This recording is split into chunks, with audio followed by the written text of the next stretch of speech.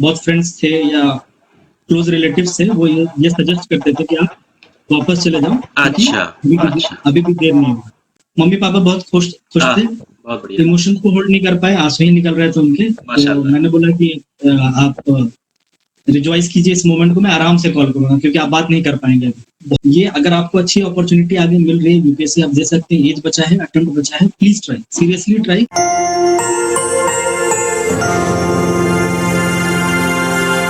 शहनवाज साहब, सबसे पहले आपको बहुत बहुत कॉन्ग्रेचुलेशन, बहुत बहुत मुबारकबादी हमारी तरफ से, हमारी ऑडियंस की तरफ से, और तमाम जो भी बच्चे एस्पिरेंट हैं उनकी तरफ से आपको बहुत बहुत congratulation, and you have done a great job getting 96 itself as splendid ranking.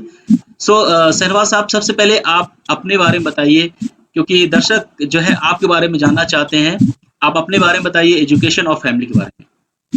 जी, बहुत बहुत शुक्रिया। सबसे पहले मेरी पढ़ाई जो है 10th तक स्कूलिंग जो है लोयला हाई स्कूल पटना में हुई।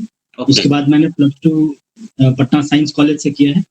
फिर उसके बाद मैंने इंजीनियरिंग बैंगलोर से किया था। फिर मैंने जॉब ज्वाइन किया टीसीएस में, वहाँ मैंने 2016 तक काम किया। फिर मैं सिविल सर्विसेज के प्रिपरेशन में आया, तो मैंने यूपीएससी की भी तैयारी की।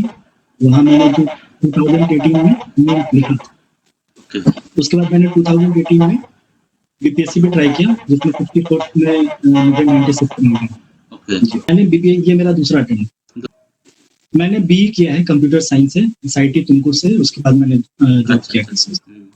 फैमिली के बारे में बताइए शहनवाज साहब। फैमिली, मम्मी पापा हैं, उसके अलावा मेरी 6 बहनें हैं। अच्छा। जो सब पढ़ाई कर रही हैं। जब मैं टीसीएस में था तो वहाँ एक कॉर्पोरेट सोशल रिस्पॉन्सिबिलिटी है। अच्छा। उसके तहत में एक मैत्री करके वहाँ पे इनिशिएटिव है। अच्छा।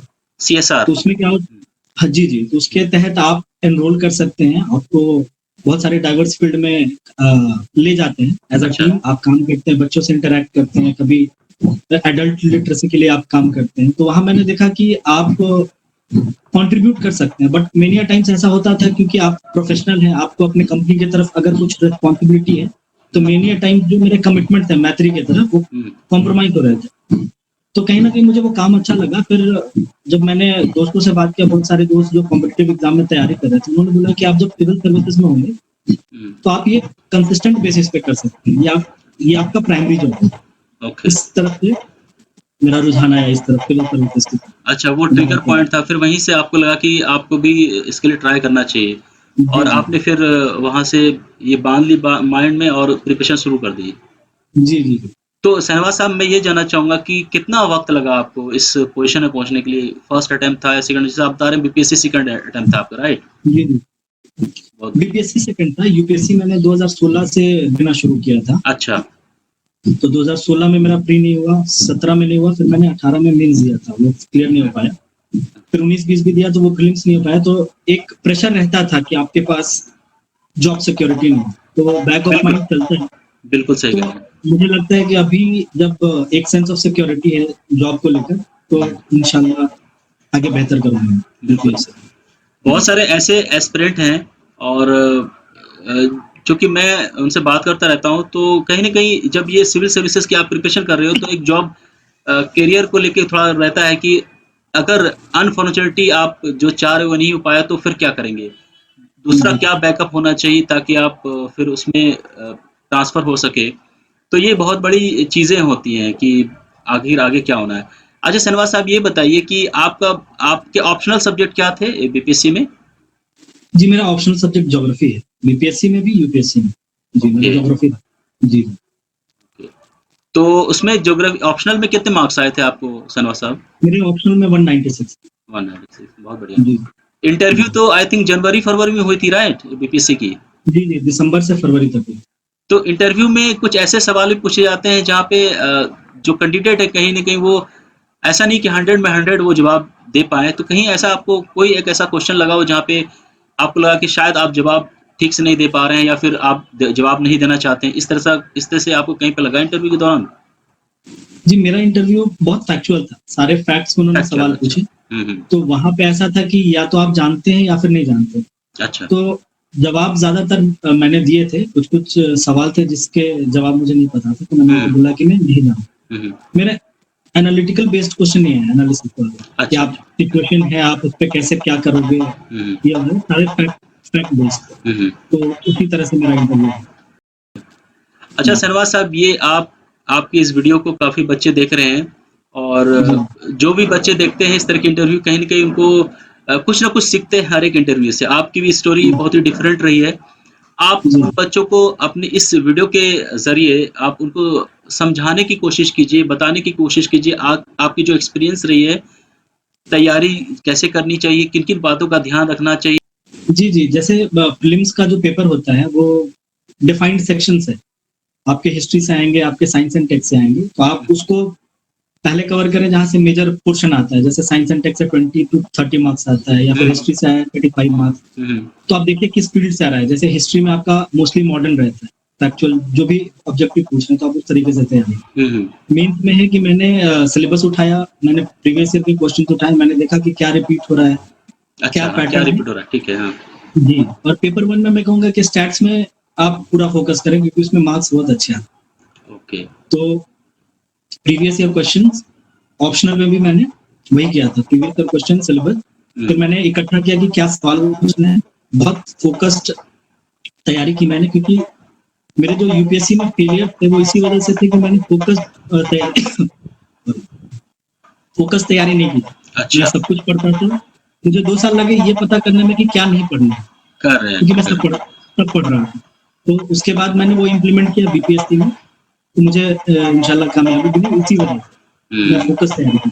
जी, हुँ, तो स्टूडेंट्स जो है उनको सिलेबस, प्रीवियस ईयर क्वेश्चन और प्रैक्टिस करनी चाहिए। जो आंसर वो लिख रहे हैं, होता क्या है कि हम पढ़ लेते हैं, जब हम मेंस देने जाते हैं एग्जामिनेशन सेंटर में, तो वो माहौल नहीं रहता है, तो आप वहां जाकर नहीं लिखते, आपको प्रैक्टिस करके जाना है। प्रैक्टिस कर रहे हैं, वो हाँ। बहुत बहुत वैल्यू ऐड करता है। आप इनोवेट कर सकते हैं, आप अपने आंसर को डिफरेंट बना सकते हैं मार्क्स टेस्ट करने के लिए। तो ये सब छोटी छोटी बातें आप इस पर फोकस करेंगे तो वो बहुत हेल्प करेगा।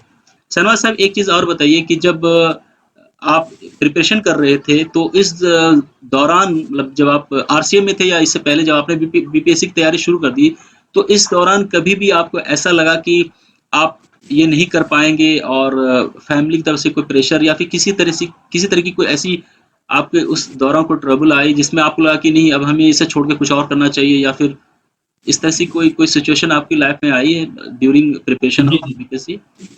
क्योंकि मैं जॉब कर रहा था पहले से, तो बहुत लोगों ने ये बोला, जब 3-4 अटेम्प्ट आपके हो जाते हैं कि आप वापस आ जाओ उस फील्ड में, अच्छा, आप स्टिल जॉब कर सकते हैं। तो ये 3-4 साल के बाद इंटेंस होने लगा। बहुत फ्रेंड्स थे या क्लोज रिलेटिव्स थे, वो ये सजेस्ट करते थे कि आप वापस चले जाओ, ताकि अच्छा, अच्छा। अभी भी देर नहीं होगा।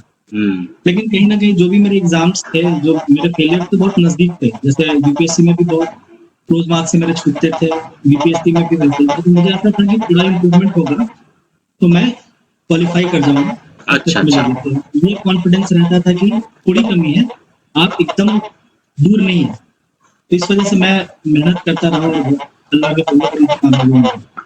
मेरे सवाल पूछने का यही मतलब मैं इसी आंसर का वेट कर रहा था। काफ़ी ऐसे स्टूडेंट हैं, जिन्हें ऑब्वियसली एक बार में कामयाबी नहीं मिलती, 2 बार में नहीं मिलती है, लेकिन आपने हिम्मत नहीं हारी, आप पॉज़िटिव रहे और आपने जो ठाना उसको पूरा कर दिया। ये एक बहुत जी, बड़ी चीज़ है। आपके इस डिसीज़न से अभी लगता है कि आपके फैमिली के मेंबर जो भी कह रहे थे कि वापस आ जाओ, उनको आपने एक करारा जवाब दे दिया और आपने प्रूव कर दिया कि अगर आप चाह लो कोई भी चीज़ तो आप पूरा कर सकते हो। बशर्ते कि आप पॉज़िटिव रहें और नेगेटिविटी जी, आपकी लाइफ़ में कभी भी नहीं रहनी चाहिए। आपको जी। जब ये रिज़ल्ट आई थी शहनवाज़ साहब, तो कैसे पता चला था और फैमिली की तरफ से क्या रिएक्शन था इसमें? जी, जब रिज़ल्ट आया तो मेरे मतलब मैं डाउनलोड नहीं कर पाया था। उससे पहले किसी फ्रेंड अच्छा। ने बोला कि हुँ। तुम्हारा सिलेक्शन हो गया डीएसपी पे, अच्छा। डीएसपी के पोस्ट पे। तो मैंने बोला कि भाई पहले स्क्रीनशॉट भेजो या फिर डॉक्यूमेंट भेजो। अच्छा, अच्छा, आज अच्छा। मैं वेरीफाई करूँगा, उसके बाद मैं किसी को फ़ोन करूँगा। तो बिल्कुल, मैंने बिल्कुल। हाँ, सही कह रहे हैं। हाँ, स्क्रीनशॉट उन्होंने भेजा, मैंने रोल नंबर मिलाया, मैंने हाँ। नाम देखा, फिर मैंने श्योर किया कि मेरा है। उसके बाद मैंने घर पे फ़ोन किया, तो मम्मी-पापा बहुत खुश हाँ, थे। बहुत बढ़िया। इमोशंस को होल्ड नहीं कर पाए, आँसू ही निकल रहे थे उनके। तो माशाअल्लाह। मैंने बोला कि आप रिजॉइस कीजिए इस मोमेंट को, मैं आराम से कॉल करूँगा, क्योंकि आप बात नहीं कर पाएँगे अभी। बहुत बढ़िया, तो फिर बहुत बढ़िया। मैंने बहुत देर तक मतलब बाकियों से बात हुई, उसके बाद मैंने रात में इत्मीनान से कॉल करके उनसे पूछा।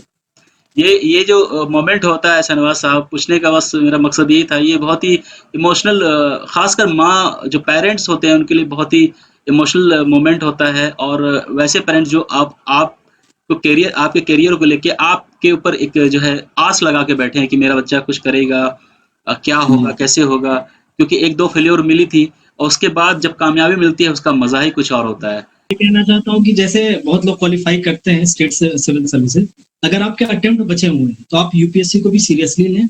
अगर आप अटेम्प्ट दे सकते हैं, यहाँ ना रुकें।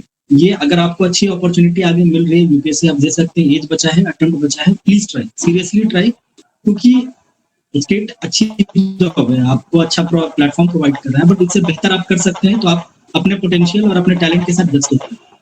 तो ये मैं कहना ये चाहता हूँ। बहुत धन्यवाद। अच्छी ये बहुत अच्छी बात आपने कही है कि देखिए, अगर आपके पास स्लॉट पड़ी हुई है, आपके पास अपॉर्चुनिटी है, आप हो सकता है इससे बेटर आपको मिले, राइट? तो जी, उसको, जी। उस चीज़ को अवेल करना चाहिए। और ये बहुत अच्छा सजेशन है आपका ये सजेशन बहुत अच्छा लगा हमें। और हमारे जितने भी एस्पिरेंट्स सुन रहे हैं उनके लिए भी कहीं न कहीं ओवरऑल जो आपसे कन्वर्सेशन हुई है, बहुत कुछ सीखने को मिला होगा हमारे जो स्टूडेंट इस वीडियो को देख रहे हैं।